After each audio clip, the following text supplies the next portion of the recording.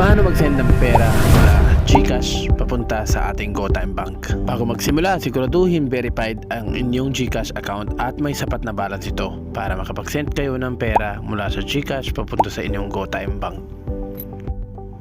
Unang hakbang, buksan ang inyong GCash app sa inyong mga cellphone. Then pindutin ang transfer at saka itap yung local. Then piliin ang view all para makita ang mga listahan ng mga bank. Hanapin at pindutin ang GoTime Bank. At kapag hindi ninyo nakita ang GoTime Bank ay pwede kayong mag-type dito sa search button. Ngayon na nakita niyo na, itap nyo lang ito at then lalabas yung ganito.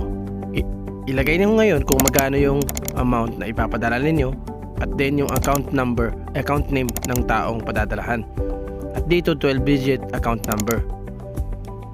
Then saka nyo pindutin ngayon yung send money. Itap lang ang confirm and then i-pay. At tandaan natin, ang transaction sa GCash ay may bayad kapag bangko papunta sa bangko. Karaniwan 15, maliban na lang kung may promo. Pindutin ninyo ang pay at then may darating sa inyo na OTP or PIN 6 digit sa inyong mga number at ilalagay nyo lang dito sa kanyo i-submit. At ayan guys, ganun lang kadali kung paano mag-send ng GCash to GoTime. Kung may mga tanong kayo, comment lang sa baba. Huwag kalimutan mag-like at mag-subscribe. Maraming salamat!